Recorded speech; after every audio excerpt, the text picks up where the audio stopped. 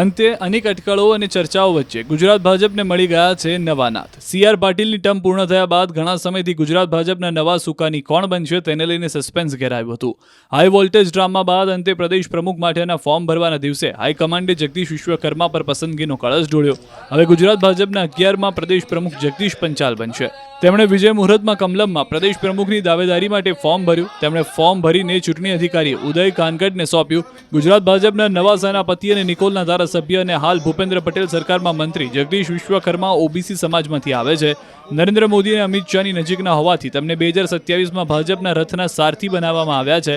20 વર્ષ બાદ ઓબીસી સમાજમાંથી પ્રદેશ પ્રમુખ બન્યા.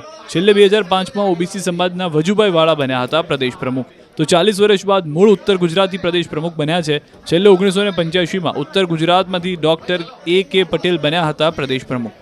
આ સાથે જ ગુજરાતમાં સરકાર અને ભાજપ સંગઠન બંને પર અમદાવાદ શહેરનો દબદબો સાબિત થઈ ગયો. અત્યાર સુધીમાં ભાજપે કોઈ એક જ જિલ્લા કે શહેરના નેતાને મુખ્યમંત્રી અને પ્રદેશ અધ્યક્ષ ક્યારેય એકસાથે બનાવ્યા નથી. તેથી આ કિસ્સો અપવાદરૂપ બન્યો.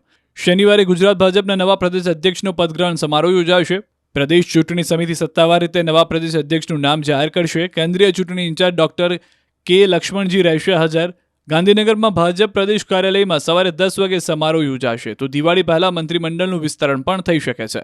તો હવે મુખ્ય 3 પક્ષની વાત કરીએ તો ત્રણેય ભાજપ, કોંગ્રેસ અને આપમાં પ્રદેશ પ્રમુખ ઓબીસી સમાજમાંથી આવે છે. ભાજપમાં નવનિયુક્ત જગદીશ વિશ્વકર્મા, તો કોંગ્રેસમાંથી અમિત ચાવડા પણ ઓબીસી સમાજમાંથી આવે છે, જ્યારે આપના ઈસુદાન ગઢવી પણ ઓબીસી સમાજમાંથી આવે છે.